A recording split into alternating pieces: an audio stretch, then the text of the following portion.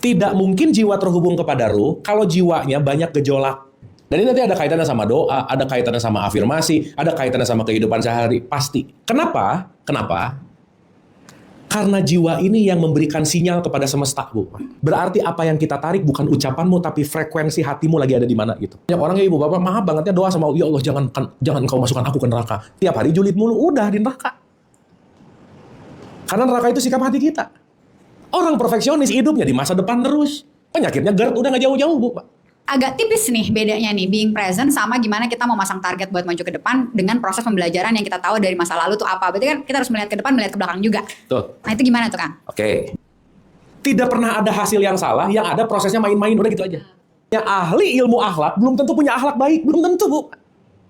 Karena akhlaknya ada di sini nih, pikiran, di knowledge, tapi tubuhnya belum tentu selaras dengan pikiran, pengetahuan baru tentang akhlak tuh belum tentu gitu. Kalau mau dihitung sehari semalam, kita itu hadir di sini saat ininya dikit banget loh. Dalam bahasa Quran, orang yang hadir utuh di sini saat ini, itulah yang disebut orang hidup. Orang apa, Bu? Berarti kalau lagi di masa lalu, di masa depan disebut orang apa? Mati.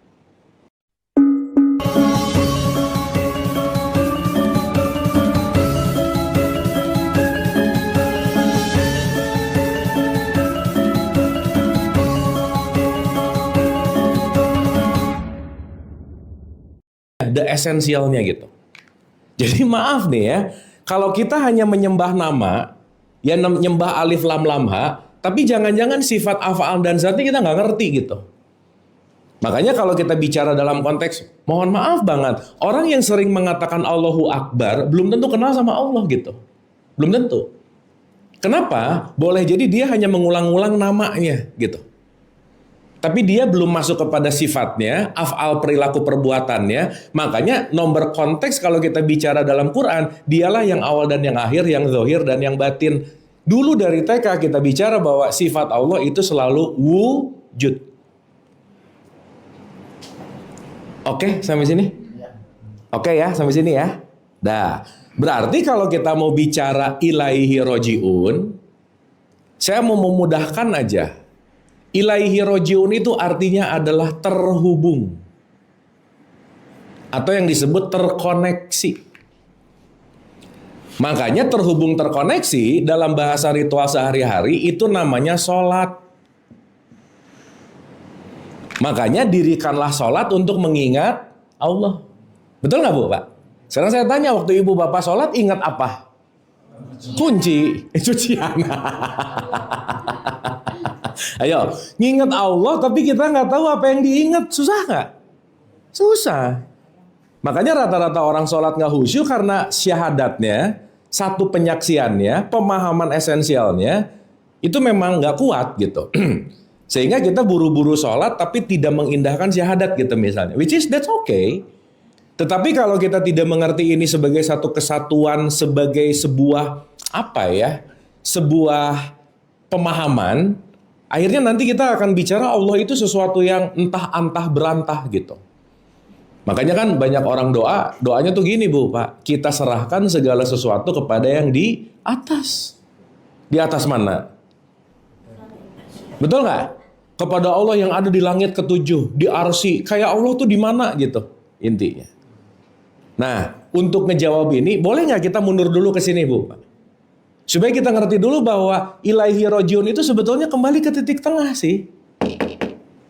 Dan itu adalah PR dan pelajaran kita seumur hidup gitu. Karena hal ini adalah sesuatu hal yang nggak bisa enggak. Kita tuh udah terlalu sering dan terlalu terbiasa untuk tidak di titik tengah, maka kembali ke titik tengah itu adalah PR seumur hidup gitu intinya.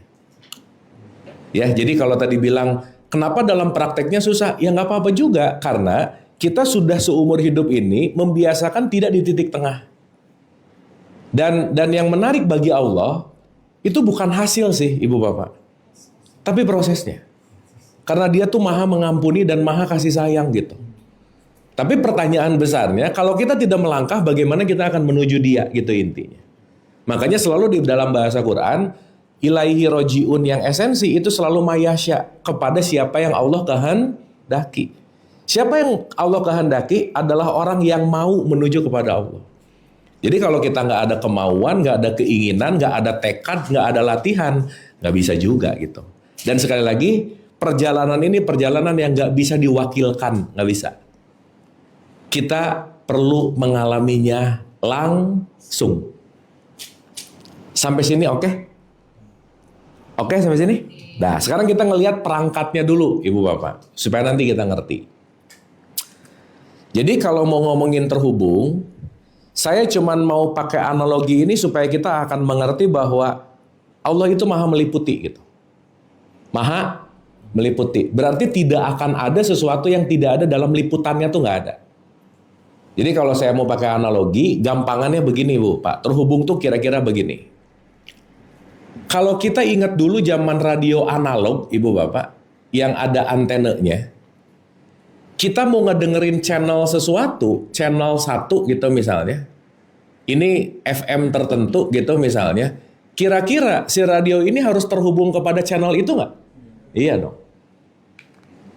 Betul? Maka radio yang terhubung kepada channel 1, dia akan membunyikan apa yang ditampilkan, apa yang dikeluarkan oleh channel 1 gitu.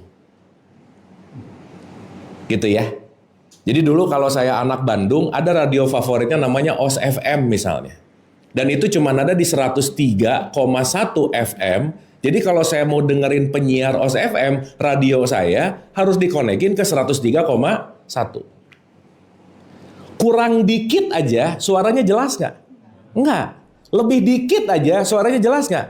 Apalagi niatnya pengen dengerin OS FM, saya settingnya di AM gitu misalnya. Nyambung nggak? Nggak nyambung. Oke sampai sini? Paham sampai sini? Maka kalau kita bicara terhubung kepada Allah, ini lagi berbicara gelombang sebetulnya. Karena Allah itu maha energi, setiap energi pasti punya vibrasi, setiap vibrasi pasti punya frekuensi. Jadi ilaihi rojiun itu bukan nunggu mati, bukan nunggu udah, tapi aku terhubung ke radionya Allah atau enggak, gitulah kira-kira Bu. Aku terkonek kepada vibrasi frekuensinya Allah atau tidak gitu. Karena secara mudah, vibrasi frekuensi cuma ada 2. Ada radio Allah, ada radio setan. Udah gitu aja Bu. Kira-kira yang sering diakses radio yang mana? Gampangannya cuma ada 2 aja. Gitu. Jadi di sini ada konteksnya terhubung kepada Allah, yang kedua terhubung kepada yang namanya syaitan. Jadi anggap setan itu di AM, Allah itu di FM gitu kira-kira. Sampai sini oke? Paham ya? Berarti ilaihi rojiun itu urusan apa? Terkoneksi. Connection, titik. Dah itu dulu supaya mudah. Sehingga kalau radio ini terkoneksi kepada FM-nya Allah, berarti yang keluar suaranya Allah nggak? Iya. Tapi kalau dia terkoneksi kepada radionya setan si AM ini, yang keluar suara setan nggak kira-kira? Iya. Jadi artinya apa? Tergantung aku mau menghubungkan kepada FM Allah atau AM-nya setan. That's it. 2 itu aja udah. Karena di dalam diri kita nanti yang bisik-bisik cuma ada 2. Suaranya Allah, kalau nggak suaranya setan. Dan dua-duanya mirip. Makanya kalau di Anas ada kata-kata yuwas wisufi sudurinas, yang selalu membisik-bisikan di dalam dadamu gitu. Misalnya dada ini kan kesadaran gitu. Oke? Paham ya? Paham? Berarti pertanyaan saya, sinyalnya Allah di mana-mana nggak? Hah? Iya dong. Ibu Bapak maaf ya, kalau radionya mati, siarannya tetap ada nggak? Ada. Nggak ada urusan mau radionya nyala, mau radionya terhubung, siaran itu selalu ada gitu. Dan kalau mau pakai lebay gitu ya, anyway Ibu Bapak kita perlu menyadari ya, kalau papan tulis ini adalah semesta raya, bumi itu cuman segini nih. Nih, cuman segini nih. Kecil banget nggak? Ini semesta nih, bumi cuman 1 titik ini, kecil banget nggak? Iya dong. Kalau bumi segede gini, Bintaro segede apa? Nothing. Kalau Bintaro aja nothing, kita perorangan udahlah, gak ada lah. Kecuali Bekasi planetnya beda sih memang ya. Bekasnya di sini sih kayaknya nih. Di luar ya, nggak masuk peta. Beda planet ya Pak ya. Ya. Nah sekarang kebayang nggak sinyal Allah itu meliputi langit dan bumi gitu. Berarti nggak ada blank spot sinyalnya Allah. Jadi kalau mau digambarin, let's say di sini ada wifi nih, seruangan ini kena nggak sinyalnya wifi? Kena. Saya di sini ada nggak? Di sini? Di sini? Di ujung? Nggak ada yang nggak kena. Tapi kata kuncinya, kita mau terhubung sama wifi-nya atau tidak gitu. Sip ya? Makanya Allah itu dekat. Tapi dekatnya aku, kamu belum tentu terhubung sama aku gitu. Siarannya selalu ada, siarannya selalu on, siarannya selalu streaming, tapi kitanya yang tidak mau terhubung sama streamingnya Tuhan gitu kira-kira. Sampai sini oke? Sip ya? Berarti kemana-mana sinyalnya Allah nggak sebetulnya? Iya, makanya di Al-Baqarah 115, kemana saja kamu menghadap, kamu ngelihat aku sih sebenarnya. Ngelihat kan bukan masalah begini, bukan. Signalnya tuh selalu ada gitu. Dan signal itu nggak pernah hilang, nggak pernah berkurang, selalu 100% sinyalnya, barnya penuh, dan selalu hadir streaming kapanpun, dimanapun, dalam kondisi apapun. Cuman yang jadi masalah, radionya terkoneksi atau tidak gitu kira-kira. Sampai sini oke? Sampai sini oke? Berarti terkoneksi kepada sinyal Allah itu tergantung radionya, tergantung Allahnya. Gitu. Kalau ininya nggak, ya sinyal ada, radionya off. Nggak bisa. Habis baterai. Ya nggak bisa. Gitu. Sehingga semua elemen-elemen untuk terhubung, itu semuanya perlu banget untuk kita telaah gitu kira-kira. Oke Ibu Bapak? Sip ya? Nah, radionya ini namanya jasad. Nih, tubuh ini. Namanya jasad. Jadi si radio ini adalah perangkat hardware, jasad, di mana si jasad ini pasti memiliki software di dalamnya. Pasti di dalam radio ini ada komponen-komponen yang membuat sebuah kinerja gitu kira-kira. Makanya switching ke FM atau AM itu namanya jiwa.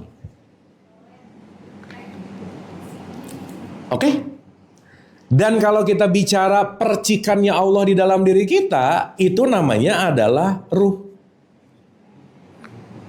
Jadi kalau nanti kita ngerti bahwa percikannya adalah ruh, dikasih jiwa, diwadahi jasad, semua ini perlu terkoneksi dalam satu frekuensi gitu intinya. Jadi kita ngerti dulu nih, apa sih atribut-atributnya, supaya nanti kita ngerti, kok kenapa sih ini semuanya udah ada tapi nggak nyambung-nyambung gitu kira-kira. Sampai sini oke? Sampai sini oke? Supaya mudah Ibu Bapak, karena ini terjadi nggak pernah di luar diri kita, saya selalu menggunakan analogi, Allah itu aku satu, ruh itu adalah aku dua, jiwa itu adalah aku tiga, jasad ini adalah aku empat gitu. Jadi ilaihi rojiun itu bukan kemana-mana, tapi terkoneksi kepada diriku yang lebih konteksnya esensial. Ini sering disebut kalau dalam bahasa sekarang disebut namanya higher self kita, diri yang sejati gitu intinya. Berarti punten ya, mohon maaf nih, di kita ini, di esensi dalamnya, percikannya ada nggak Bu Pak? Ada dong. Berarti mau connect ke tempat yang jauh, ke tempat yang dekat? Dekat. Orang percikannya ada, receivernya ada di sini gitu.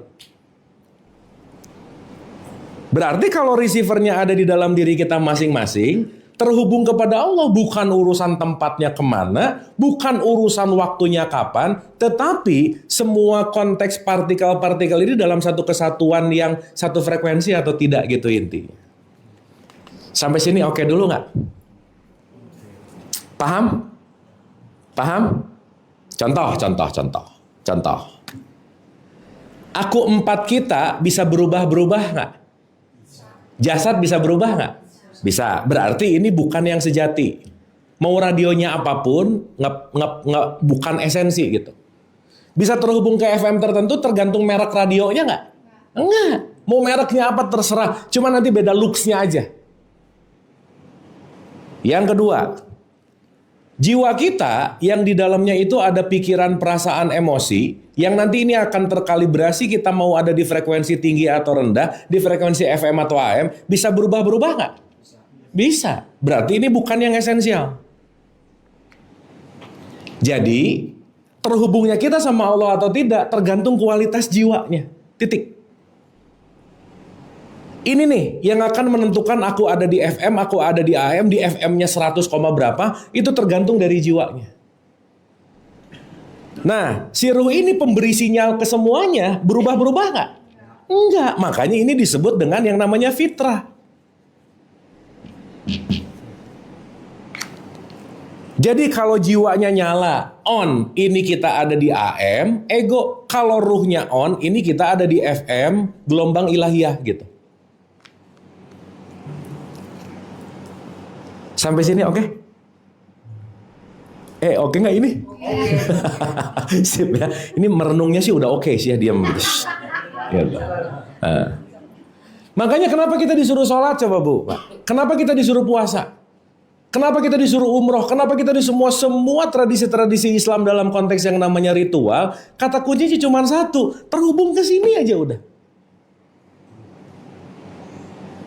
Semuanya hanya mengarahkan kita untuk ilaihi rojiun, kembali kepada sisang kesadaran murni ini gitu. Nah, bahasa gampang sekarang kalau ruh itu terlalu gimana banget, kita sebut aja ini adalah konteks kesadaran murni gitu.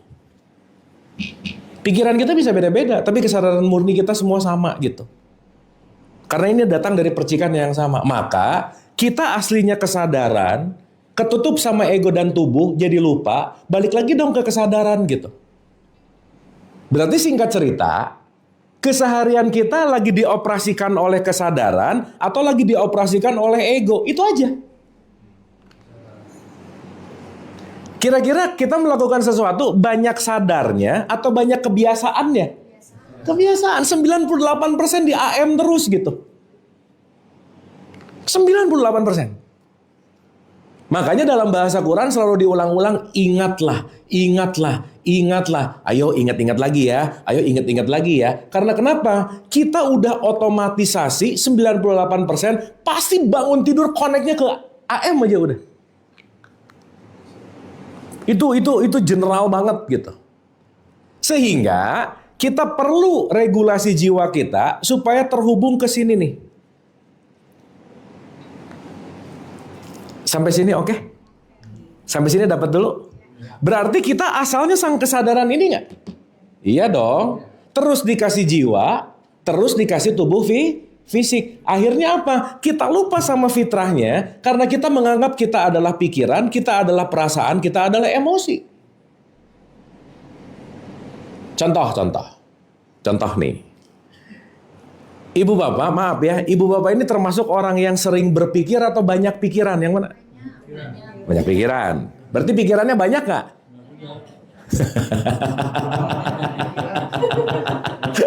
Iya, ada orang tuh pura-pura diam. Kenapa? Lagi mikir. Enggak, sebenarnya lagi banyak pikiran aja sih. Nggak kemana-mana gitu. Betul nggak? Akhirnya waktu banyak pikiran, area of the mind-nya, pikirannya di situ lagi. Sadar nggak Bu, Pak? Kita tuh mengulang-ulang pikiran yang sama loh, hampir tiap hari. Pertanyaan saya, kalau pikirannya sama, keputusan jadi sama nggak? Iya dong. Kalau keputusan sama, hasil jadi sama nggak? Tapi tiap hari berharap hasilnya beda gitu. Aneh nggak?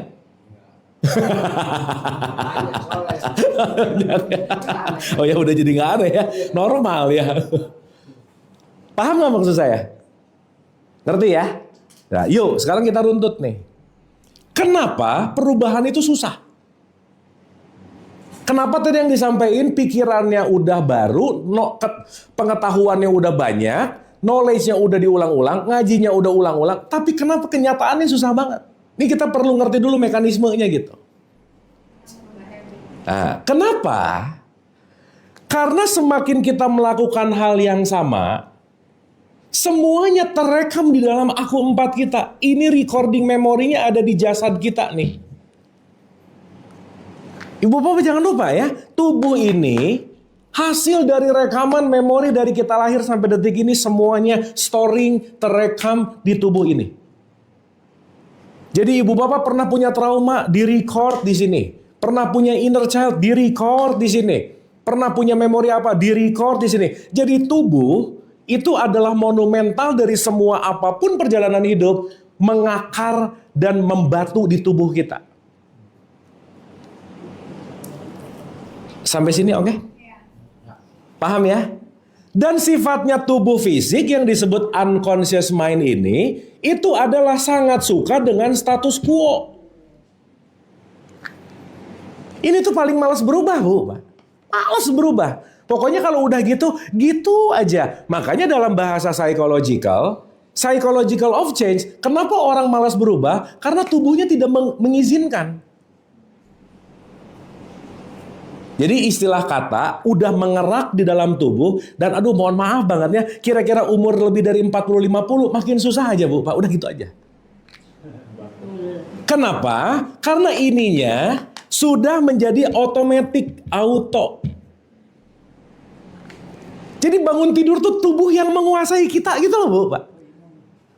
Mau ngapa-ngapain, mau melakukan apa, ini tuh udah nggak dilibatkan lagi, otomatis semuanya. Ini nih, di sini. Oke, sampai sini? Berarti si tubuh ini pusat dari semua rekaman semuanya nggak kira-kira? Ya, yang sekarang menjadi pusat memori, yang sekarang dia selalu on tanpa kita sadari. Pertanyaan. Berarti tubuh sudah terlatih dengan kebiasaan lama nggak kira-kira? Namanya jadi habits. Oke? Dah. Kebayang gak ibu bapak? Habits 30-40 tahun direkam di sini, tubuh pintar bangetnya untuk tahu semua rekaman itu. Udah, semuanya otomatis aja udah. Cara ngomong, cara jalan, cara semuanya itu sesuatu yang akhirnya jadi karakter gitu misalnya. Jadi watak gitu misalnya. Dah.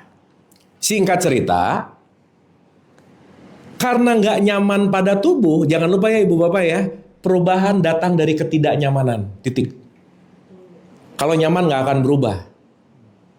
Maka ketidaknyamanan yang kita sering sebut masalah, itu adalah anugerah dari Tuhan sebenarnya. Kalau nggak ada masalah, nggak mau berubah, udah gitu aja. Jadi bersyukurlah orang yang banyak masalah, banyak penderitaan. Kenapa? Kesempatan berubahnya tinggi. Karena tidak ada nama Tuhan dipanggil dalam kebahagiaan. Nggak ada Bu, Pak. Lagi happy, kita ambil hikmah dari kebahagiaan. Nggak ada Bu, sok cari. Semua hikmah pelajaran pasti lagi drop, lagi jatuh, lagi derita. Kenapa? Wilayah itulah caranya semesta untuk melakukan perubahan dari ini semua gitu. Oke Bu, Pak? Sampai sini oke? Nah, contoh.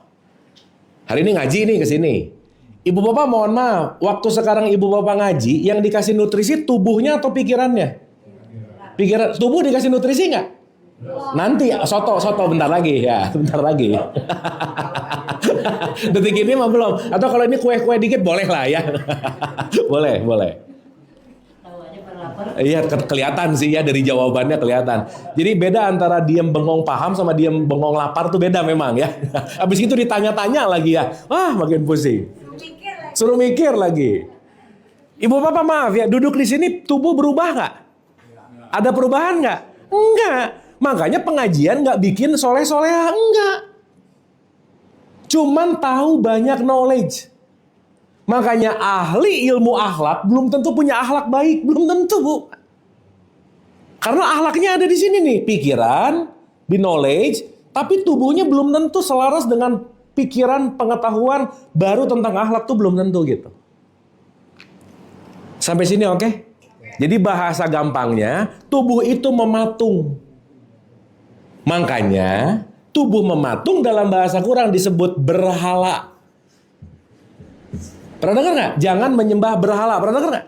Artinya apa? Jangan ngikutin sesuatu yang terus-terusan mematung. Karena kenapa? Tanpa perubahan gak akan ada pertumbuhan gitu kira-kira. Karena kalau ini udah jadi berhala, digimanain gitu aja udah. Dah ya ceritanya. Jadi program lama namanya tubuh, unconscious mind kita namanya tubuh, ini udah auto dia punya kuasa dan dia bisa mengendalikan keseluruhannya. Makanya dalam bahasa Quran, wilayah tubuh jasmania ini sering disebut wilayah binatang gitu kira-kira.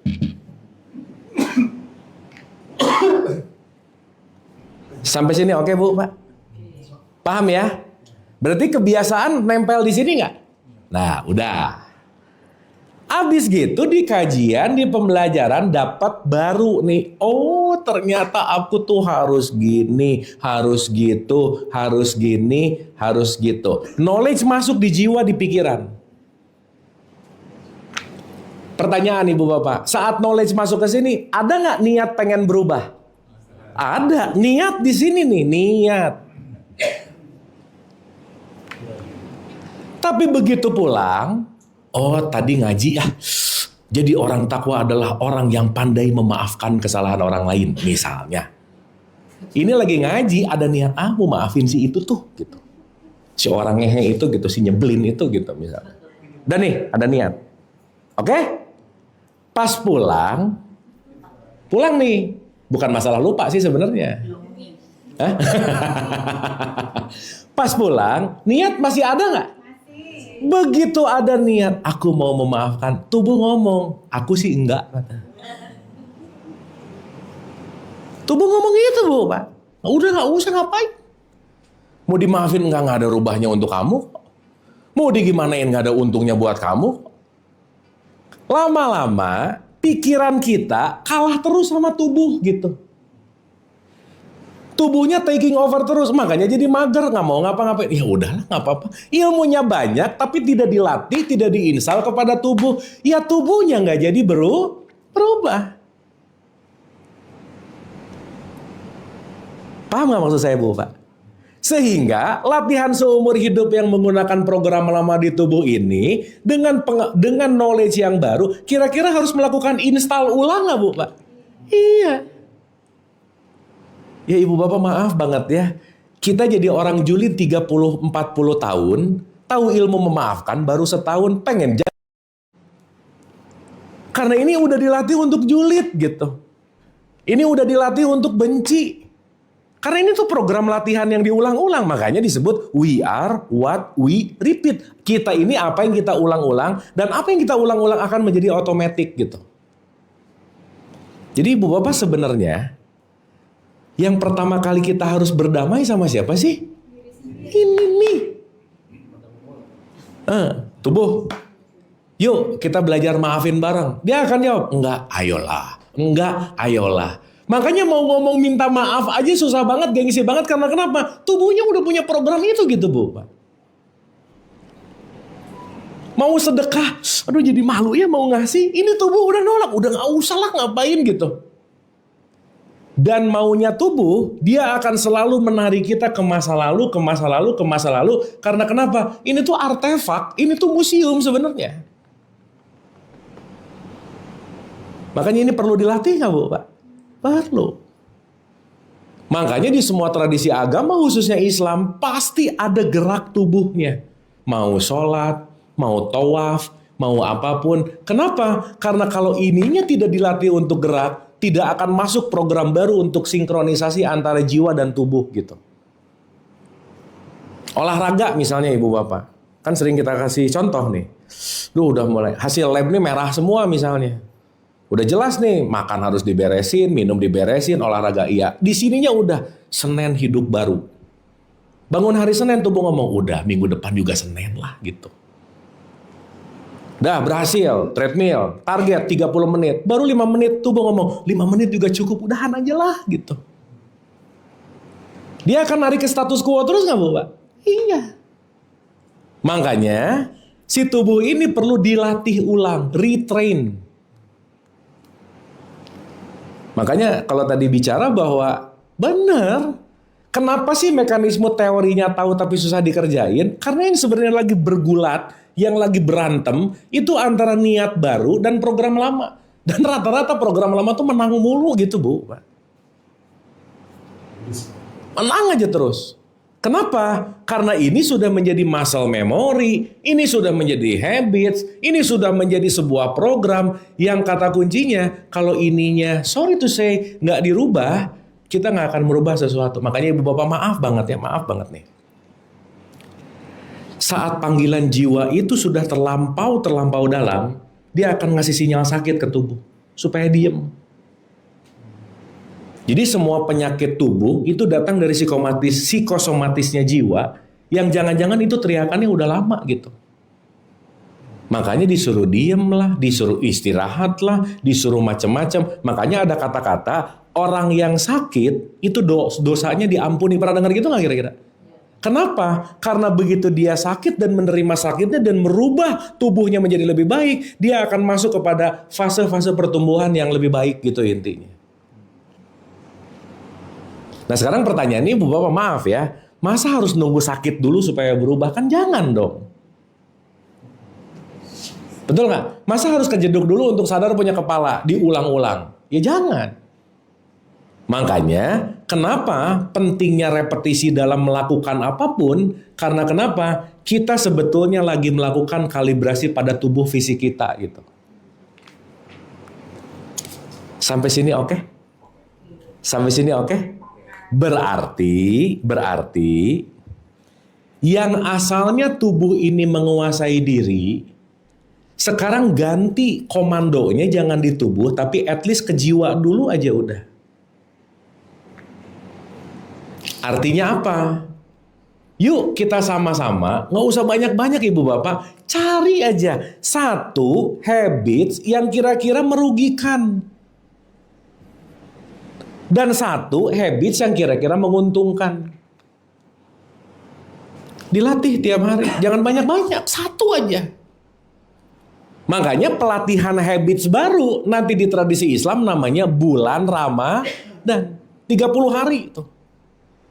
Dan ibu bapak mohon maaf ya, kalau habits baru tidak diinstal 30 hari lebih, dia akan kembali ke sistem lama.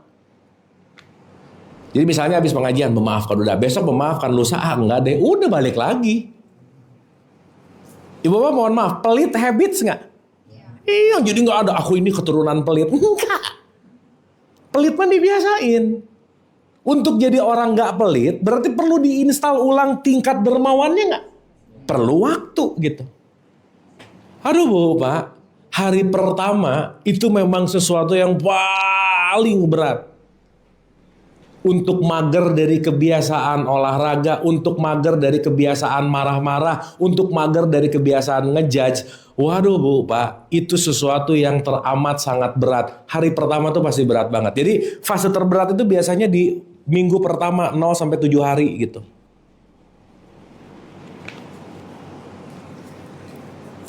Oke? Oke nggak ini? Sip ya? Nih, kita dari ngaji ulang-ulang, ibu bapak, udah ada habits yang berubah belum kira-kira? Makanya kan perlu muhasabah kan?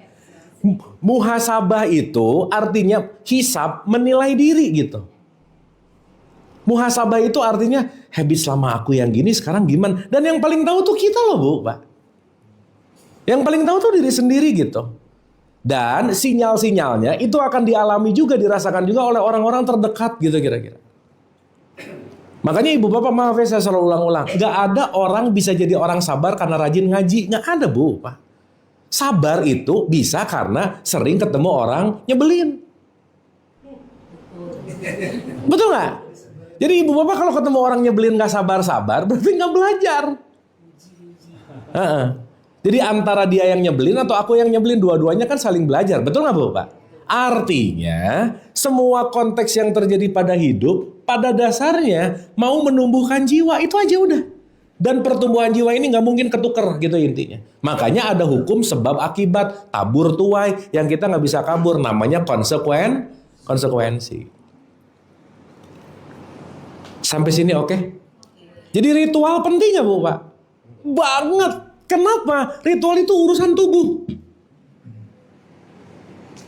Dan ibu bapak jangan lupa ya, kita tuh dititipin kendaraan ini, jangan lupa dirawat. Nutrisi makannya gimana, minumnya gimana, tidurnya gimana, semuanya. Makanya kalau ini nggak dirawat dalam bentuk konteks fisik, gimana jiwa akan lebih membaik kalau tubuh fisiknya nggak prima gitu intinya. Makanya ibu bapak, aktivitas fisik memengaruhi emosi, emosi memengaruhi perasaan, perasaan memengaruhi pikiran, pikiran memengaruhi apa yang kita pilih, yang kita pilih memengaruhi kualitas hidup, betul nggak? Urusannya di tubuh lagi nggak sebetulnya? Iya. Jadi kalau tubuhnya jarang gerak, jarang olahraga, makannya asal-asalan dalam tanda petik ya, semua konteks tubuhnya ini nggak punya regulasi, itu pasti akan memengaruhi emosi. Ibu bapak jangan lupa ya, makin mager seseorang, emosinya makin acak-acakan. Makanya ibu bapak kalau lagi bete, lagi nggak enak, kerasa apa dan lain-lain, satu kuncinya gerak, udah titik, sok gerak aja. Mau lari kek, zumba kek, nyuci kek, terserah. Yang penting gerak. Kenapa? Karena tubuh perlu kalibrasi gitu. Kan ini mah energi nih.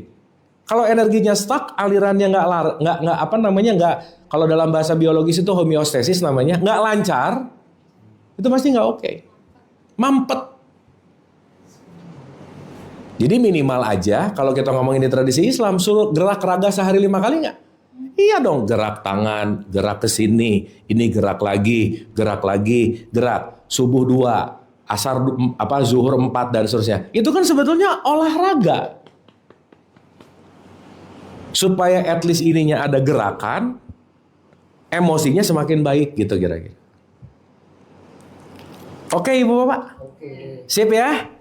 Jadi paham ya sekarang kenapa rubah tuh susah banget. Ya Bapak maaf ya, ngerubah diri aja susah apalagi berharap orang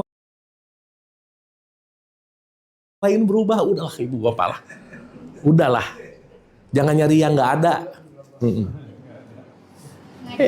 Iya. Duh gimana ya supaya dia berubah? Ya elah, udahlah. Ngurus diri sendiri aja PR berat, apalagi pengen ngerubah itu. Dan kita nggak punya kekuasaan untuk merubah siapa-siapa kan, by the way. Nggak bisa. Kitanya mau berubah, dianya enggak. Mau gimana? Kita yang harus berubah. Kenapa? Karena perubahan kita nanti nular. Gitu. Karena kita semua ada dalam konteks frekuensi nanti. Makanya kita akan dipertemukan dalam frekuensi yang selaras gitu. Oke, Ibu Bapak. Dapat ya? Jadi mudah-mudahan kita memaknai sholat, puasa, umroh, haji. Itu bukan hanya urusan, pokoknya wajib deh gitu. Pokoknya disuruh deh gitu. Tapi mekanismenya kita paham. Oh kenapa ya sebelum sholat ada wudhu misalnya. Oh kenapa ya sebelum sholat ada azan. Oh kenapa ya habis sholat ada zikir. Oh kenapa ya kalau sholat ada ba'da, ada qobla. Oh macam-macam.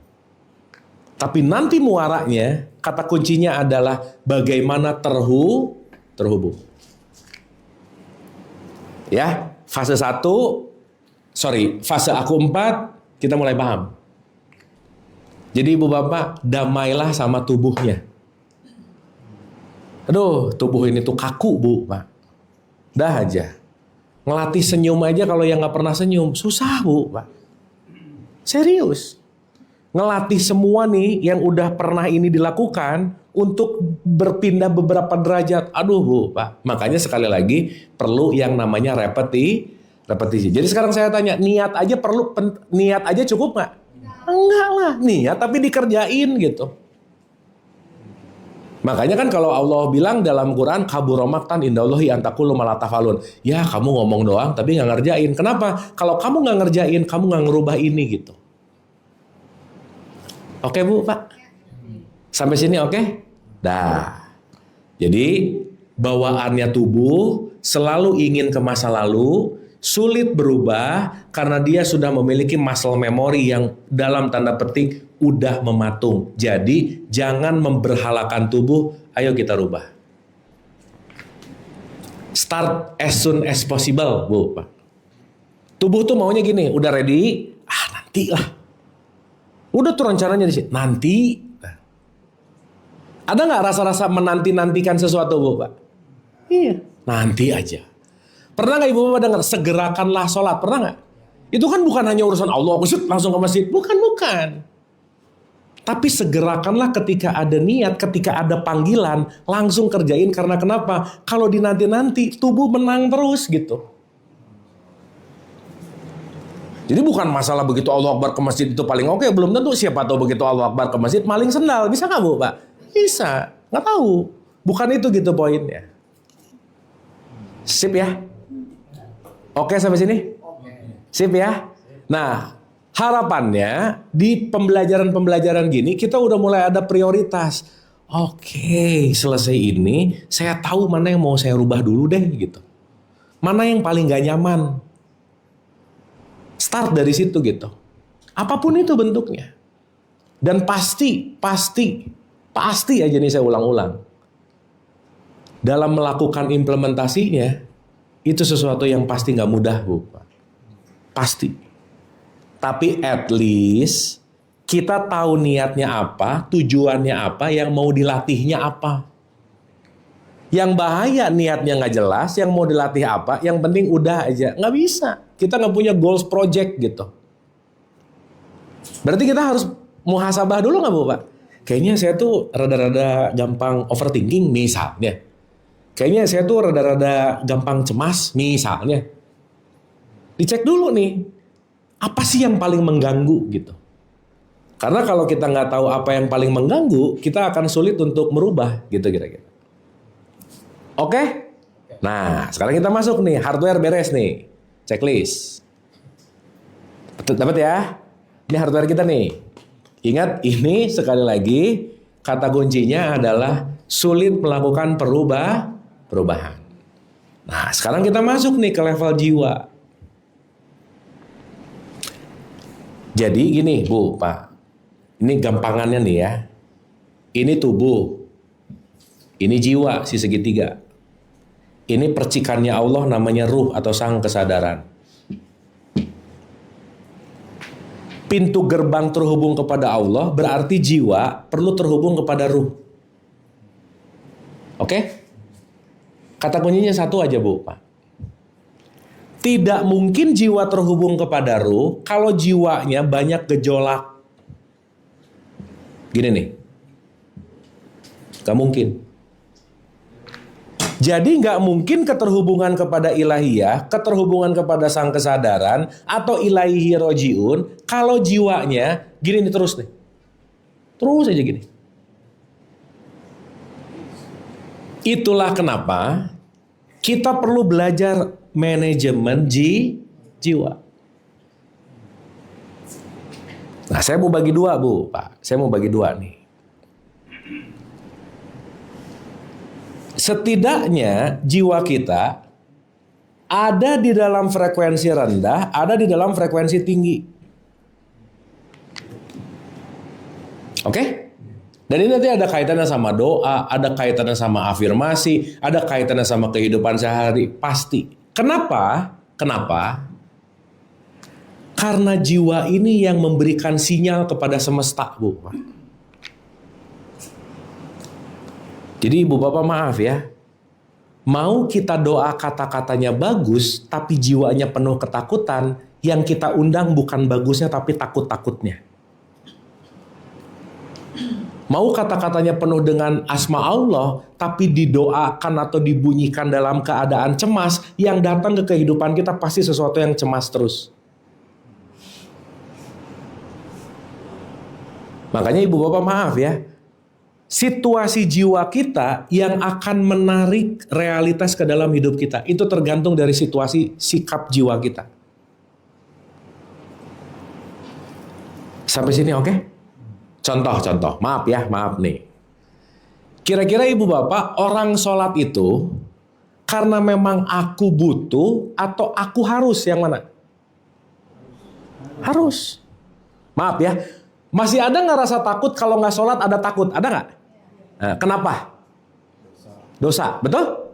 Berarti kalau ada rasa takut melakukan sholat itu adalah dosa, jangan-jangan waktu sholat itu ada di frekuensi ketakutan di bawah, maka sholatnya ada di frekuensi rendah. Frekuensi rendah ini AM. Frekuensi tingginya FM. Makanya banyak sholat nggak ngaruh. Kenapa? Ya sholatnya aja gara-gara takut. Betul nggak Bu, Pak? Ini ciri-ciri orang yang sholatnya takut tuh kira-kira gini. Allahu Akbar. Rakaat 2, rakaat 3. Udah aja. Nggak khusyuk. Yang lebih bahaya sih Allahu Akbar. Ini asar apa maghrib? Wah kalau itu mah udah pulang dugem aja ya. Itu mah mabok aja berat gitu. Artinya orang bisa sama-sama sholat, tetapi sholatnya tergantung sikap jiwanya ada di frekuensi mana gitu kira-kira. Itu yang susah. Itu yang PR. Dan gak ada yang bisa meregulasi jiwa kita kecuali kita sendiri, titik. Makanya ibu bapak waktu sholat disuruh wudhu dulu supaya lebih calming nih, gak gitu. Dan kalau kita mau bicara agak lebih dalam, partikel jiwa yang teramat sangat-sangat membuat gejolak dan getaran itu namanya pikiran. Apa Bu Pak? Pikiran. Kenapa coba? Karena pikiran tuh paling gak suka diam. Dia pengen ke masa lalu namanya past, dia pengen ke masa depan namanya future. Ibu bapak di antara jiwa dan jasad yang gak bisa kemana-mana kalau lagi diem, jiwa atau jasad? Yang gak bisa kemana-mana? Jasad. Ibu bapak duduk di sini gak bisa tiba-tiba ada di BSD gitu misalnya. Betul? Tapi badannya di sini, pikirannya di B-exchange bisa nggak? Nah gitu. Makanya si jasad ini tuh pakunya sebenarnya, anchornya. Tapi saat jasad ada di sini, tapi pikiran nggak ada di sini, berarti ininya lagi bergejolak. Kira-kira dari tadi saya ngomong ada gejolak-gejolak pikiran nggak Bu Pak? Pasti. Ini ibu bapak kayak lagi merhatiin saya aja kan sebenarnya. Nggak tahu dalamannya. Pura-pura iya gitu. Padahal begitu 2 detik zet langsung nanti soto lagi ya. Gimana ya nanti, gimana ya nanti. Akhirnya apa? Dari barusan kita ngobrol, hadir 100% di sini paling di bawah 10-15 detik misalnya. Betul nggak Bu Pak? Karena ditarik lagi oleh masa lalu. Ditarik lagi oleh masa depan, masa lalu, masa depan. Pertanyaan, masa lalu ada nggak Bu Pak? Nggak ada, udah jadi memori. Masa depan ada nggak? Belum, ini imajinasi. Jadi kita takut terhadap sesuatu yang udah lewat dan kita khawatir terhadap sesuatu yang belum kejadian. Betul nggak? Makanya kenapa kalau mau latihan ini, satu, biarkan tubuhmu diam dan biarkan jiwamu hening. Diam namanya tumak nina, hening namanya khusyuk. Artinya apa? Baik pikiran, perasaan, emosi nggak terlalu bergejolak, hadir beserta tubuh di sini sekarang saat ini. Nah kalau mau saya agak kasar dan langsung to the point, ibu bapak, Allah itu hanya ada di sini sekarang saat ini, titik. Karena dia hadir di sini sekarang saat ini.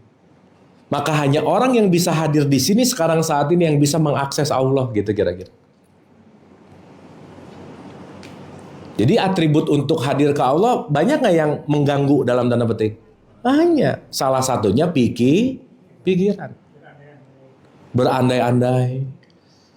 Ngelihat, aduh dulu ya, kalau ke dulu lagi. Abis itu lama lagi di dulunya. Benar nggak?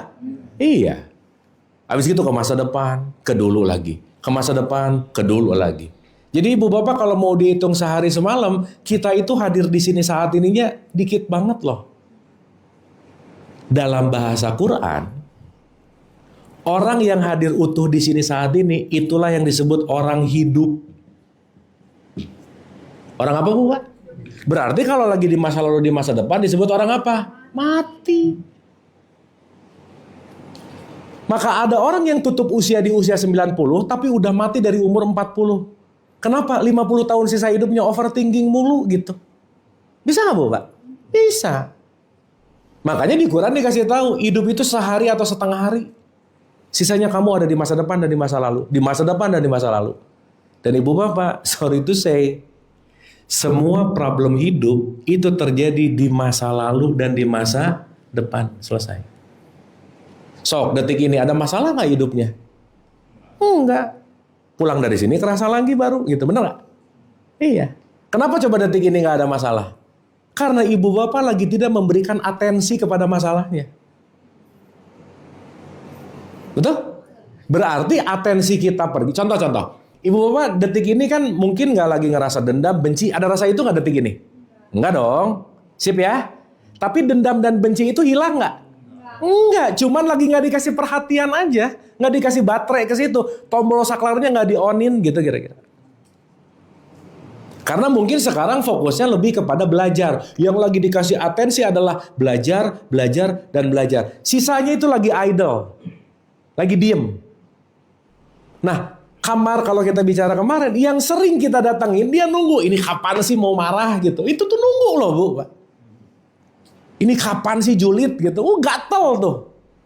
Yang biasa-biasa itu. Begitu selesai dari ruang belajar, otomatis ke kamar-kamar yang sering dikasih power lagi semua. Oke? Dapat? Paham? Jadi level-level rendah itu apa? Marah, iri, dengki, benci, past, future, anxiety atau cemas, depresi, menyesal masa lalu. Di level rendah terus mainannya. Di level atas itu menerima, memaafkan, penuh kasih, penuh cinta, damai dan tenang. Itu level atas tuh. Dua-duanya doanya sama. Robbana atina fid dunya hasanah wa fil akhirati hasanah wa qina adzabannar. Yang satu baca di level AM, yang satu baca di level FM. Beda nggak hasilnya? Doanya sama nggak? Berarti apa yang kita tarik bukan ucapanmu, tapi frekuensi hatimu lagi ada di mana gitu.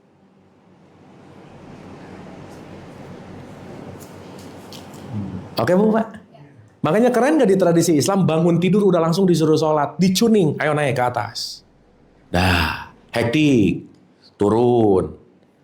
Zuhur, Allahu Akbar. Oke, balik lagi. Habis zuhur, turun. Asar, Allahu Akbar. Naik lagi. Maghrib turun. Terus gak diulang-ulang? Iya, makanya kita selalu berbolak-balik. Kenapa? Nah, kalau bisa di titik bawah jangan lama-lama gitu. Perlu disadari. Makanya saya ulang-ulang ya, kenapa niat bisa kalah sama tubuh? Karena kita membiasakan ada di frekuensi jiwa yang di bawah terus gitu. Oke Bu Pak. Dan maaf ya, ini kalau nggak dilatih nggak bisa Bu. Nggak bisa. Orang tuh suka ngomong, Kang apa ya doa yang paling mujarab untuk menyukseskan ini semua? Nggak bisa, bukan masalah doanya. Ya, tapi masalah sikap hatimunya ada di mana gitu. Makanya kebanyakan orang itu baca doa, bukan berdoa Bu. Betul nggak? Doa dibacain, dibunyiin. Ngerti nggak? Tahu nggak? Pokoknya baca ini 300 kali aja, udah. Terus berharap jadi ada keajaiban gitu misalnya. Kan aneh sebenarnya. Kenapa? Karena semua apapun yang kita hadirkan, ingat Ibu Bapak, semua yang dihadirkan ke kehidupan kita tergantung sinyal jiwa kita. Nah, ini yang menarik Bu Bapak, bisa jadi orang nggak sadar, misal.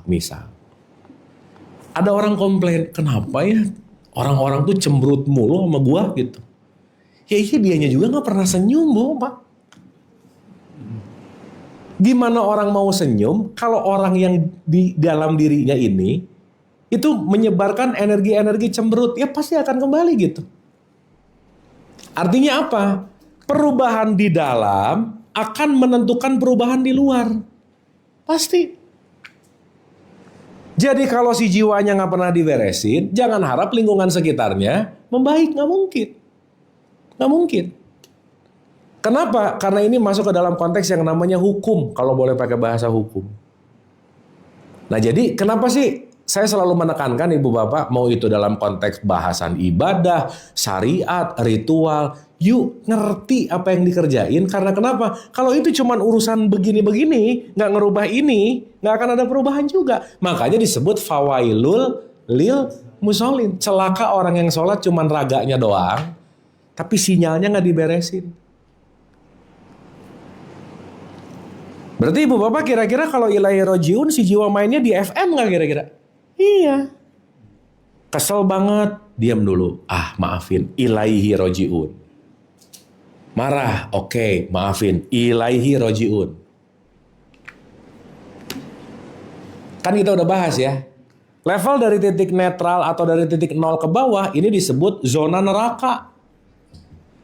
Panas terus bawaannya. Ini banyak orang ya Ibu Bapak, maaf bangetnya doa sama Allah, ya Allah jangan engkau masukkan aku ke neraka. Tiap hari julid mulu, udah di neraka. Karena neraka itu sikap hati kita. Saat di atas flowing, ini namanya surga. Makanya surga diumpamakan air mengalir, sejuk, buahnya bagus, berarti tamannya terawat, ada perawatan jiwa gitu kira-kira. Maka dalam bahasa Quran, ya ayat Tuhan nafsul mutmainah, wahai jiwa yang tenang, hanya ketenangan jiwa dan diamnya tubuh, quote and quote, disitulah kita bisa ilaihi rojiun gitu. Nah, kenapa takwa? Lagi-lagi Bu, Pak, udah diulang-ulang aja. Tipikal orang-orang yang ada di titik tengah ke bawah di neraka, itu tipikal orang-orang apa coba Bu, Pak? Satu, pasti pelit hidupnya. Pasti susah kontrol amarah. Pasti susah memaafkan. Pasti iri, dengki, julid. Udah tuh geng-geng di sini aja, dah. Dan Ibu Bapak maaf ya, jangan harap kalau kita frekuensi neraka pengen ketemu orang-orang surga gitu, nggak bisa Bu. Kenapa ya ketemu orang tuh yang nyebelin mulu? Iya, elunya juga nyebelin masalahnya gitu. Artinya apa? Itulah kenapa segala sesuatu bentuk akan dipersatukan oleh yang namanya frekuensi. Jadi nanti kalau kita ngerti ini Ibu Bapak, indikator parameter orang yang terhubung sama Tuhan yang lebih baik, simple. Satu, pasti jarang komplain hidupnya. Makanya Islam itu artinya berserah kepada Allah. Apa itu Allah? Realitas. Realitasnya apa? Terima. Dan ngerti itu bukan ujian, bukan azab, tapi konsekuensi. Kenapa dia hadir? Kan aku yang undang. Kenapa ini tumbuh? Kan aku yang nanem. Tapi 98% lupa ngundang, lupa nanem. Begitu buahnya datang, kaget loh. Kok ada ini? Aku ngerasa nggak gitu. Nah, itu bahaya tuh. Padahal jangan-jangan tiap hari menanam sesuatu yang tidak disadari, nggak siap menerima buahnya gitu kira-kira. Oke Bu, Pak? Sip ya? Jadi ilaihi rojiun urusan nanti nggak kira-kira? Enggak. Saat kita kembali ke frekuensi FM nih, ini lagi ada di frekuensi ilahiyah gitu. Nanti drop sih, oke pasti. Naik lagi, drop lagi, naik lagi, drop lagi, naik lagi. Dan hidup itu memang nggak akan ada konteksnya berhentinya gini terus Bu, Pak. Gelombang. Cuman kalau kita udah punya knowledge untuk menerima, lagi di atas terima, lagi di bawah terima. Yang bahaya lagi di atas nggak mau turun, lagi di bawah pengen cepet-cepet naik, nggak betah. Jadi akhirnya menggenggam. Pokoknya gimana caranya nggak boleh turun, harus gini terus. Nah, akhirnya jadi perfeksionis. Orang perfeksionis hidupnya di masa depan terus. Penyakitnya GERD udah nggak jauh-jauh Bu, Pak. Anxiety aja mulu. Pasti ininya nggak beres fisiknya. Kenapa? Menggenggam terlalu kencang sesuatu yang realitasnya memang kadang-kadang harus turun gitu misalnya. Oke Bu, Pak. Sip. Aduh, ini kayaknya udah. Ya. Bentar deh, pakai dulu deh. Jadi kan message-nya adalah being present, Ya. being present. Oke. Secara ilmu ini oke, being present, tapi kan dalam hidup itu kita punya yang namanya pembelajaran. Pasti. Pembelajaran kita ambil dari masa lalu gitu ya Kang ya. Terus target hidup kita taruh untuk bisa maju itu melihat ke masa depan. Tuh. Nah, agak tipis nih bedanya nih being present sama gimana kita mau masang target buat maju ke depan dengan proses pembelajaran yang kita tahu dari masa lalu tuh apa. Berarti kan kita harus melihat ke depan, melihat ke belakang juga. Tuh. Nah, itu gimana tuh Kang? Oke. Good question. Terima kasih, Teh. Gini. Kita bicara titik tengah yang disebut present. Bukan berarti kita tidak mengambil pelajaran dari past, bukan berarti kita tidak merencanakan future. Bukan. Kenapa? Experience masa lalu kita itu pembelajaran terbaik untuk kita memperbaiki. Betul nggak, Bu? Pak? Tetapi jangan hidup di masa lalu gitu. Contoh nih. Orang yang hidup di masa lalu tuh pasti banyak banget ocehan-ocehan gini. Aduh dulu tuh ya enak. Nah dulu tuh ya. Aduh kalau dulu ya. Aduh kalau dulu. Udah aja. Artinya apa? Saat dia dulu. Pasnya ingin terjadi sesuai dengan apa yang diinginkan sekarang. Sehingga bukan hadir di sini tapi hidup di masa lalu gitu kira-kira. Kan yang udah lewat mah udah lewat. Betul nggak, Bu? Pak? Sekarang saya tanya, yang udah lewat bisa dirubah nggak? Kejadiannya nggak bisa dirubah, maknanya bisa kita rubah. Berarti memaknai ulang masa lalu. Oh dulu ya, aku tuh ternyata bukan gagal, tapi aku belum ngerti. Oh dulu ya, bukan berarti aku jadi salah, apapun lah penamaannya. Tetapi mulai ngerti bahwa oh ternyata aku belum belajar misalnya. Dan ibu bapak ini udah jadi memori loh, memori.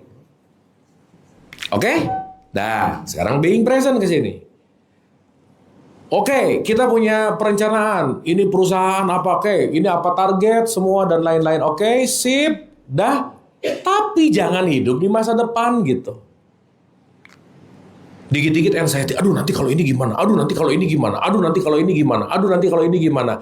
Balik lagi ke sini. Jadi beda ya ibu bapak. Being present dalam kesadaran itu namanya flow. Tapi being present dalam ignorance masa depan dan masa lalu itu namanya bahasa gampangnya apatis. Beda nih. Kamu kenapa nggak kerja lagi nih? Aku lagi present. Bukan, itu mah lagi malas namanya. Beda. Kan hidup itu di sini sekarang saat ini. Iya, kalau lo nggak kerja juga nggak makan kali gitu misalnya. Kan beda nih. Makanya konteksnya adalah, contoh gini lah ibu bapak. Tidak pernah ada hasil yang salah, yang ada prosesnya main-main. Udah gitu aja. Ibu bapak kalau pernah contoh kali gampang. Gini, ibu bapak kalau pernah mesen GoFood,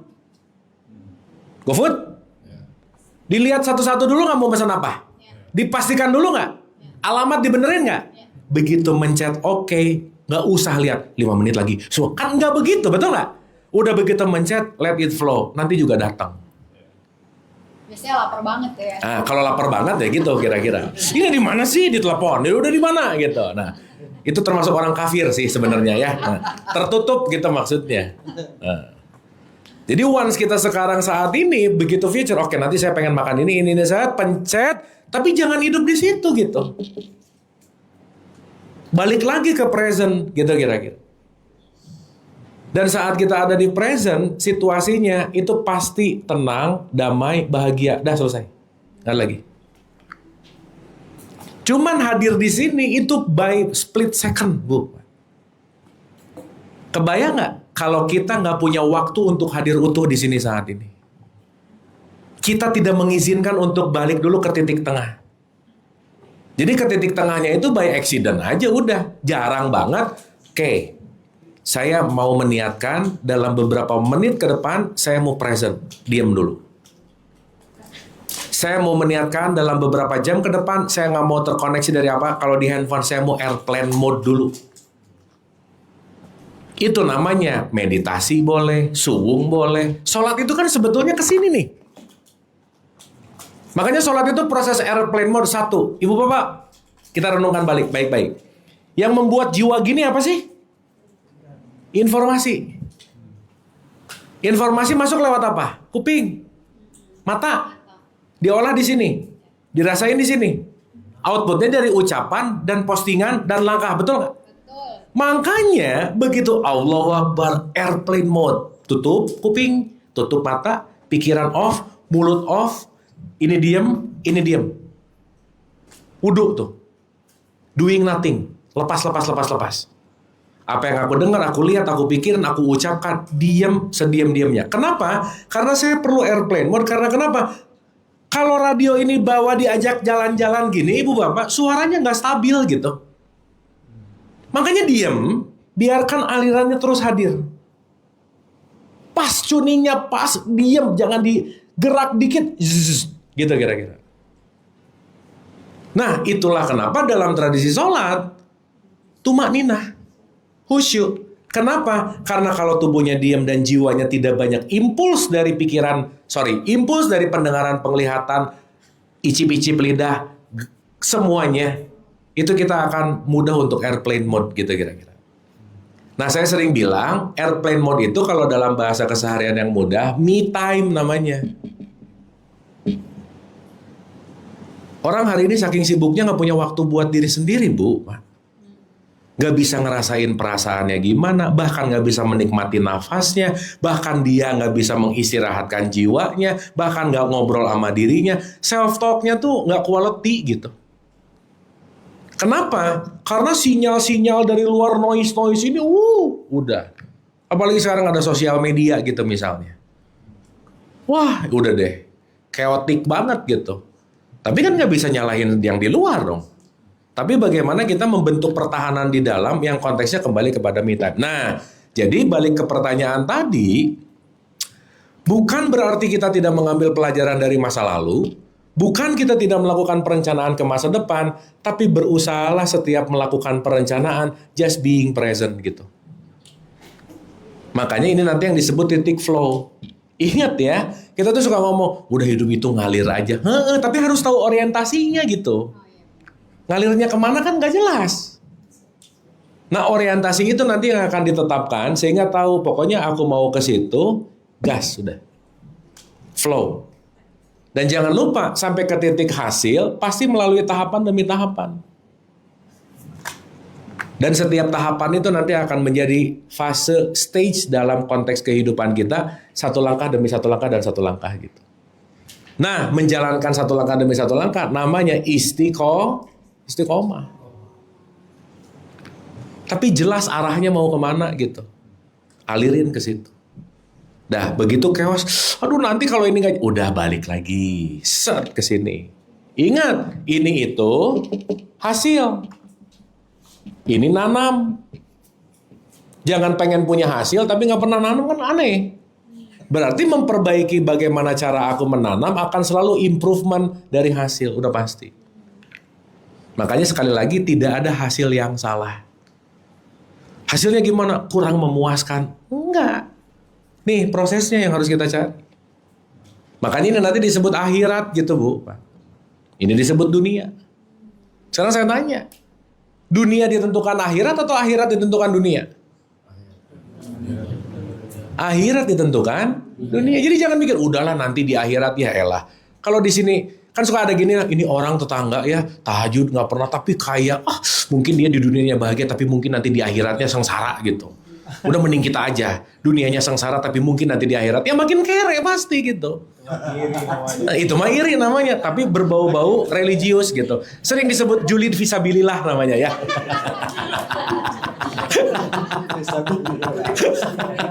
Iya, dia iri aja sih gitu. Tapi nyari-nyari celah-celah gitu kira-kira. Nah, jadi balik ya teman-teman ibu dan bapak bahwa salah satu faktor yang membuat kita sulit untuk being present itu adalah pikiran sih. Dan kalau kita nggak pernah melatih pikiran kita dan kita tidak menyadari bahwa pikiran itu adalah alat, kita akan diperalat oleh pikiran. Pikiran itu tamu, perasaan itu tamu, emosi itu tamu, kesadaranmu itu adalah tuan rumahnya gitu. Jadi begitu ada pikiran sesuatu, nggak usah langsung diiyahin. Nggak harus diokein gitu. Begitu ada perasaan sesuatu, bukan langsung kita melakukan impulsif, kompulsif reaction gitu.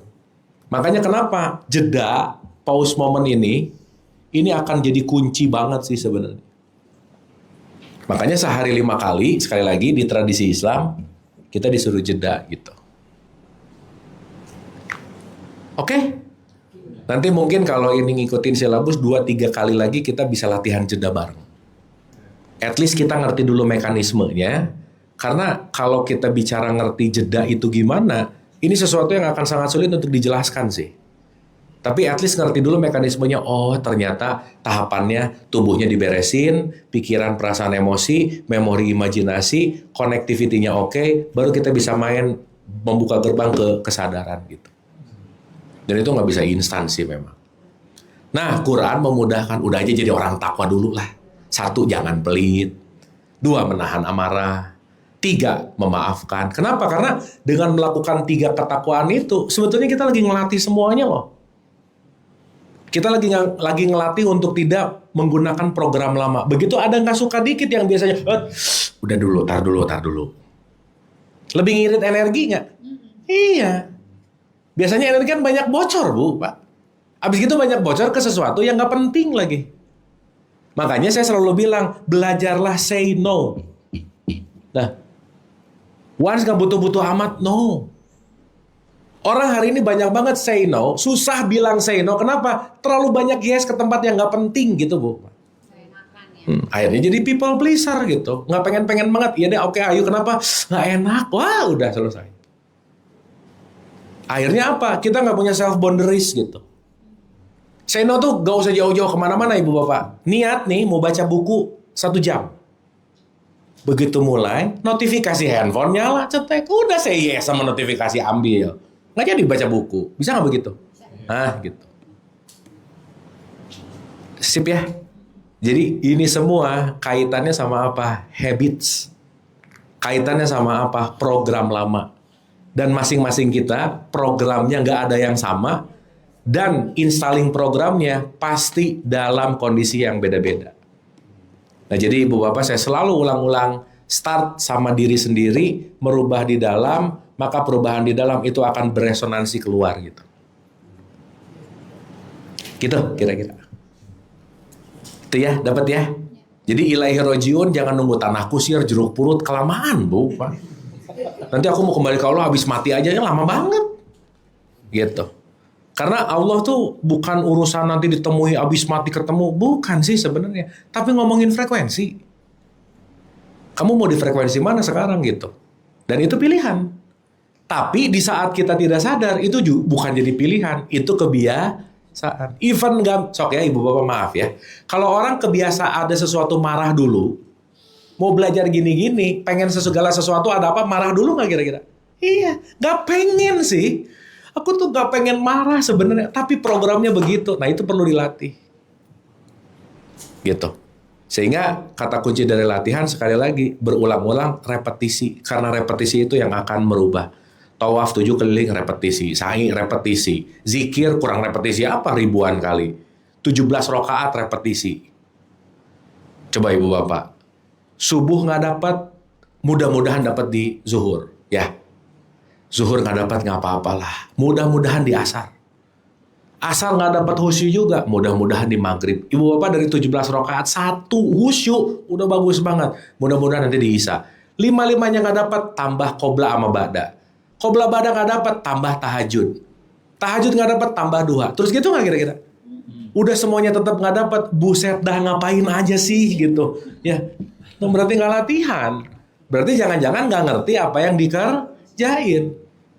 Artinya jangan-jangan hanya tadi tuh menggugurkan kewajiban, pokoknya ngerjain dan dilakukannya di level-level sini nih gitu. Intinya kira-kira begitu. Oke? Sip ya?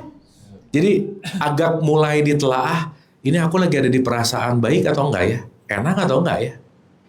Ibu bapak, once ada di frekuensi rendah nih, 1 kalau bisa jangan ngomong, 2 jangan ngambil keputusan, mending diam dulu.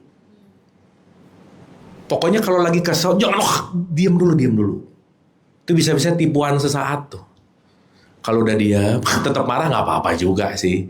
Tapi at least latihan antara yang terjadi dan respon reaktif, itu ada waktu. Karena ibu bapak nih ya, penelitian nih. Hanya perlu 90 detik untuk merubah dari sini ke sini. Jadi kalau mau marah, hitung dulu 90 detik. 1, 2, 3, 4. Biasanya turun tuh voltasenya. Nggak semarah di detik awal. Nah makin sadar. Kalau marah energi dibuang. Ini ngebuang ke tempat yang menguntungkan atau tidak? Nggak usah, mending maafin. Beres, Bu. Sekarang saya tanya, yang bisa menentukan itu semua siapa? Nah udah selesai. Nggak bisa minta tolong sama siapa-siapa. Tolongin aku dong biar jadi orang sabar. Nggak bisa, Bu. Nggak bisa. Dan semua proses latihan, semua kembali kepada diri kita masing-masing. Oke? Dapat sesuatu? Banyak ya? Tapi at least ada insight yang mudah-mudahan realize gitu ya bahwa oh ternyata ada A, ada B, ada C yang mungkin kita bisa dialogkan gitu. Silakan, mungkin ada respon dulu. Mangga, Pak. Assalamualaikum warahmatullahi wabarakatuh. Salam. Kang, dalam proses kita menuju sesuatu yang kita mau capai, Ya. kan ada proses yang kita mesti lewatin nih. Di dalam proses itu kan distraksinya ada aja, Ju. Pasti. Nah, yang penting itu adalah apakah proses yang kita lewatinnya ataukah hasil yang akan kita capai yang penting sebetulnya. Oke. Gini, oh ya.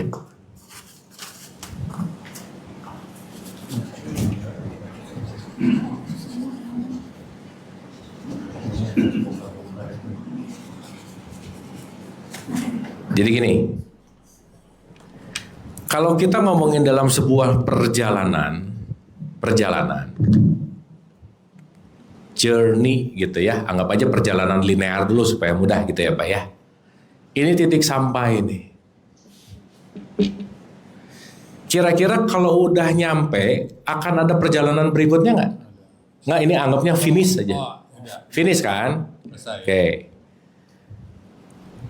Poin yang paling penting dalam konteks dari start menuju finish itu bukan garis finishnya sebetulnya.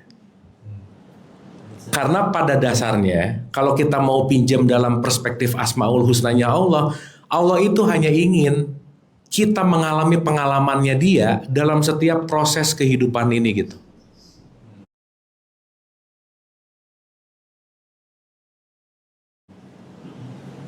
Jadi yang penting bukan hasilnya, tapi dalam perjalanan ini satu, dapat perasaan apa aja sih, pengalaman apa aja sih, pelajaran apa aja sih, pematangan apa aja sih. Karena yang paling penting adalah proses bagaimana bertumbuhnya gitu.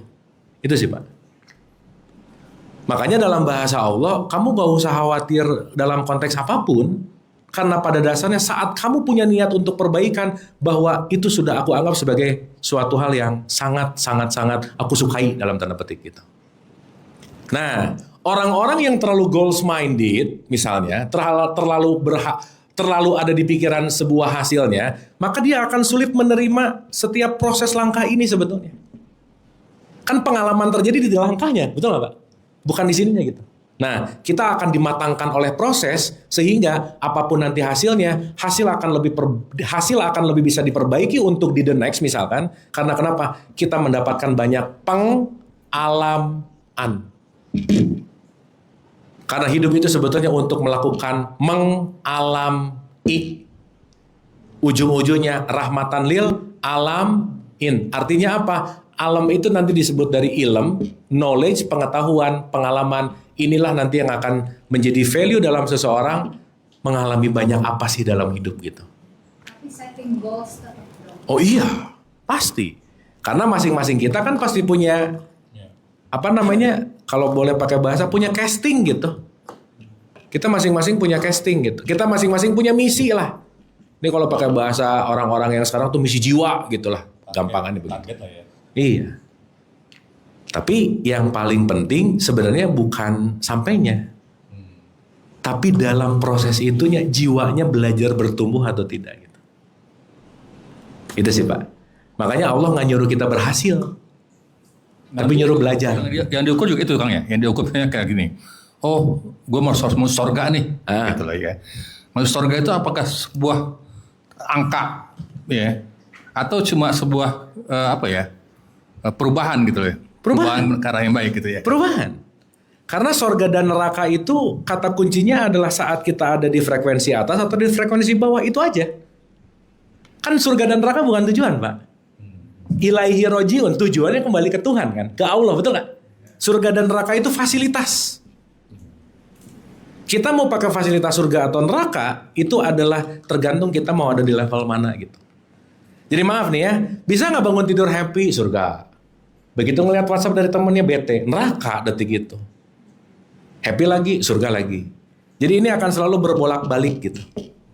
Kolaba kalau bahasa Arabnya. Jadi tergantung dari sikap hati kita. Nah, balik lagi ke pertanyaan Bapak, artinya hidup ini adalah pelajaran mengalami ribuan rasa.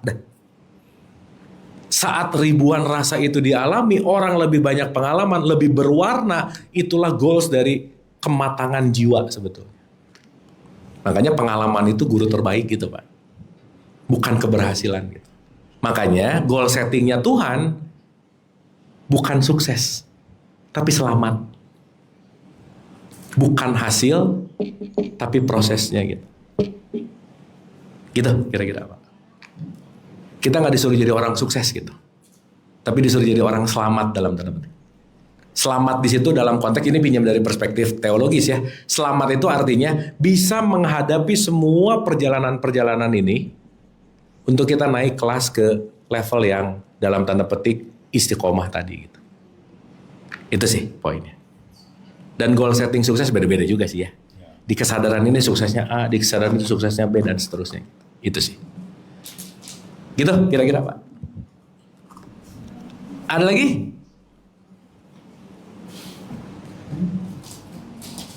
Aman ini? Paham atau puyeng? Yang bahaya paham, diam. Puyeng, diam juga. Nah itu repot tuh. Itu lapar sih. Gimana Bu? Paham tapi nggak tahu mau nanya apa. Oh berarti udah paham. Nah, karena udah nggak ada pertanyaan. Tapi at least dapat sesuatu ya Ibu Bapak ya. Saya tuh selalu mengulang-ulang Ibu Bapak. Silakan. Kita kan kalau sholat subuh fajar dulu. Apa? Sholat fajar dulu. Ya oke, terus. Terus Ibu pakai mic boleh nggak Bu? nggak usah. Subuh fajar 2, subuh 2, setelah itu 2 lagi. Berikut juga nanti subuh, zuhur, asar sampai itu jumlah. Jadi ada kalau maksudnya kalau sholat sunnahnya itu yang wajib nggak sempurna kayak kami kadang-kadang kita blank gitu. Menutupi nggak yang sunnah-sunnah tadi itu? Nah gini Bu, ini kita nggak ngomongin transaksi ya. Katanya sih kayak gitu. Ya, sholat itu bukan masalah menutupi atau tidak. Sholat itu semuanya latihan. Gitu ya. Ya. Berarti gini, oke, sunnah itu menutupi dari wajib-wajib yang baik gitu misalnya. Misalkan. Iya, yang nggak sempurna tadi. Yang nggak sempurna gitu. Tapi poinnya kalau kita ngomong dari kesadaran ini Bu, Ibu nggak usah mikirin ditutupi atau tidak sih sebenarnya. Tapi dalam setiap sholat membawa aku semakin sadar atau tidak gitu. Ya. Itu yang jauh lebih esensial sebetulnya. Karena kalau mikirnya sholat sunnah kenapa? Takut tadi nutup-nutupin, tetap takut. Betul nggak? Ya. Kalau tetap di level takut berarti tetap di level bawah nggak kira-kira? Ah gitu. Itu sih poinnya. Tapi mungkin kalau ini bahasannya di wilayah-wilayah fikih memang itu perlu memang. Tapi poinnya karena kita ngomongin di level esensial, jadi artinya apa? Semua komplementari yang namanya sunnah maupun wajib, semuanya adalah latihan kita untuk tetap terkoneksi kepada Allah gitu. Ada perubahan atau tidak? Karena sholat itu bukan tujuan. Tujuannya inna sholata tanha anil fahsya iwal munkar. Sholat mencegah perbuatan keji dan munkar. Sekarang saya tanya, sehari ada orang 100 rakaat, tapi tetap ngegosip mulu, Bu, keji nggak? Iya, iya benar. Keji. Gitu. Makanya rajin sholat 5 waktu beserta semua sunnah-sunnahnya, itu belum prestasi di hadapan Allah. Karena prestasinya, selesai sholat lebih dermawan nggak? Lebih memaafkan nggak? Itu sih poinnya. Gitu Bu. Iya, iya. Jadi sunnah. Semua yang wajib, wajib. Semua tambahan, silakan. Tapi goalsnya jangan lupa, bukan di wilayah ritualnya gitu. Tapi jiwa yang bertumbuh. Contoh. Kita bisa memaafkan urusan jasad, urusan jiwa. Jiwa. Betul nggak? Berarti sholat itu kegiatan jasad, kegiatan jiwa.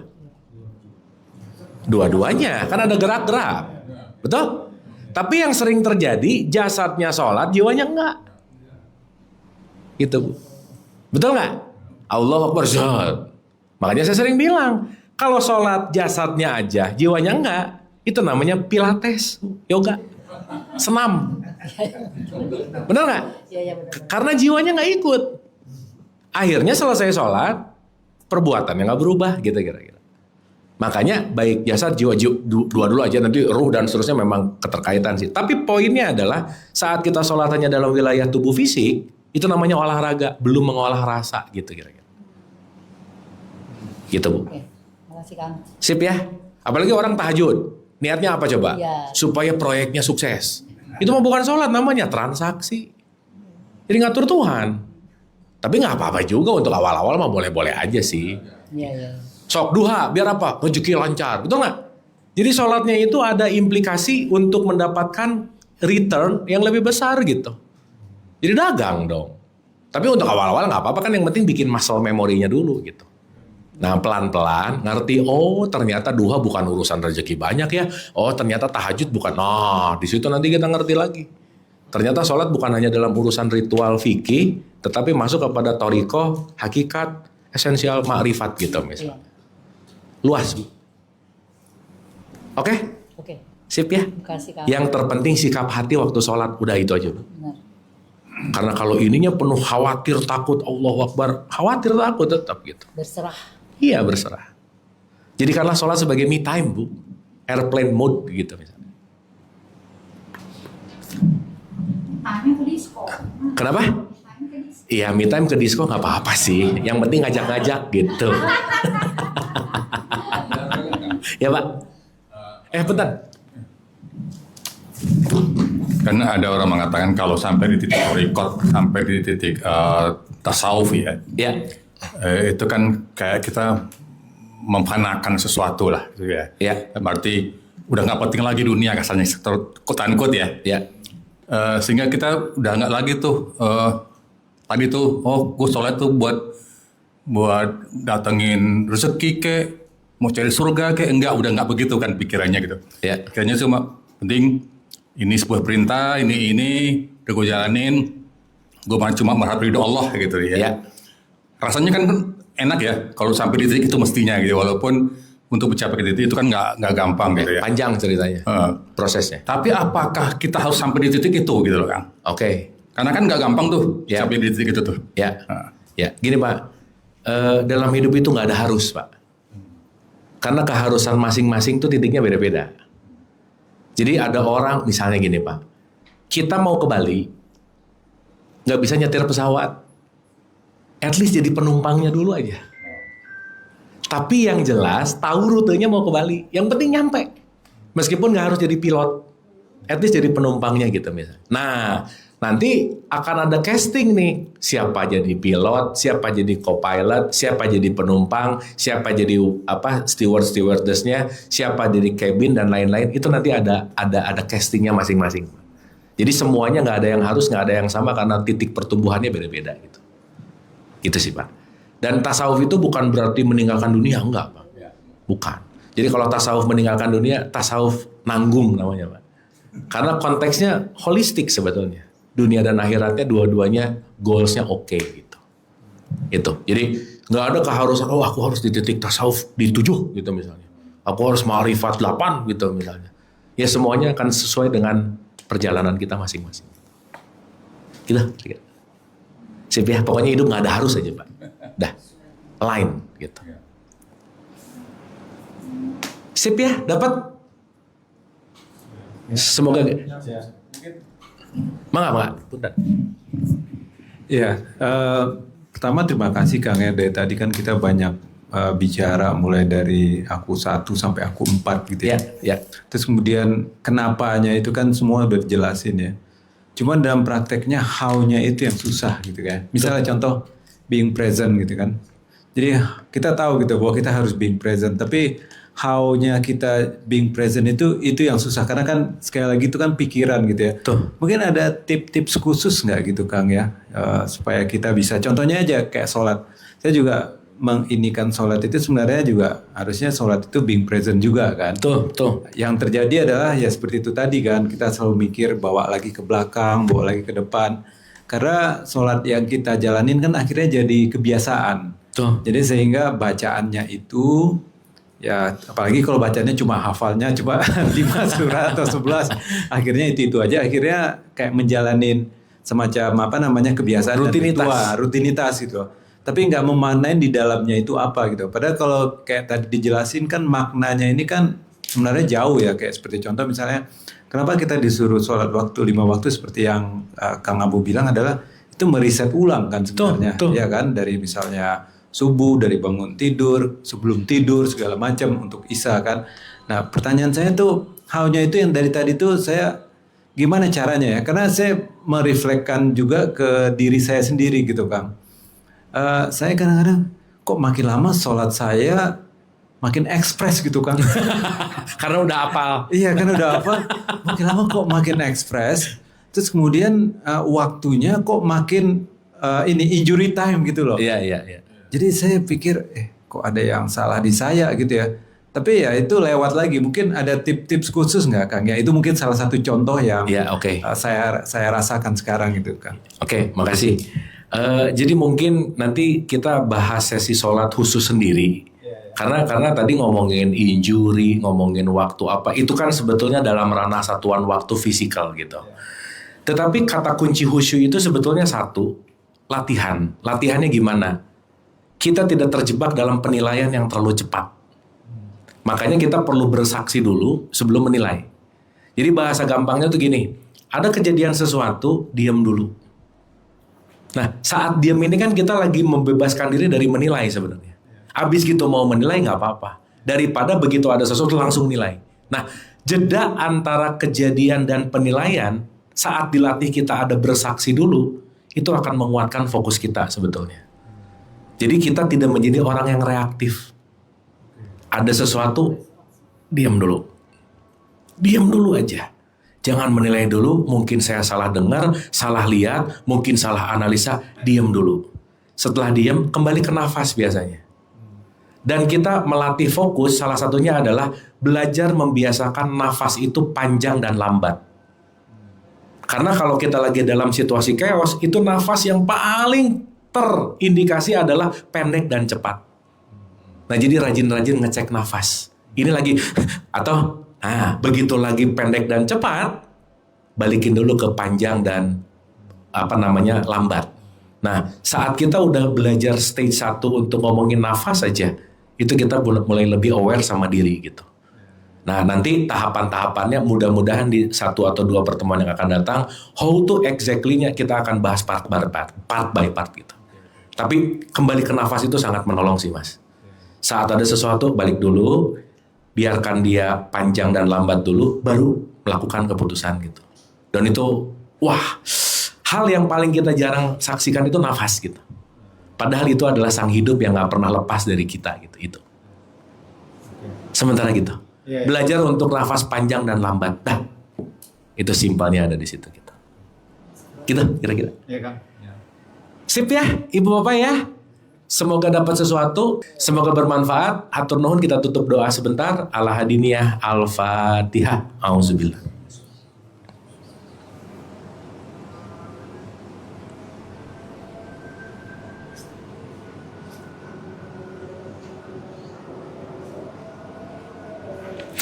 Allahumma rabbik firli wali walidayya warhamhuma kama rabbayani shaghira. Rabbana atina fid dunya hasanah wa fil akhirati hasanah wa qina adzabannar wa adkhilna jannata ma'al abrar ya aziz ya ghafar ya rabbal alamin. Subhana rabbika rabbil izzati amma yasifun wa salamun alal mursalin walhamdulillahi rabbil alamin. Amin, amin ya Allah ya rabbal alamin. Ibu bapak terima kasih, tetap sehat dan bahagia. Wabillahi taufiq wal hidayah. Assalamualaikum warahmatullahi wabarakatuh. Hatur nuhun.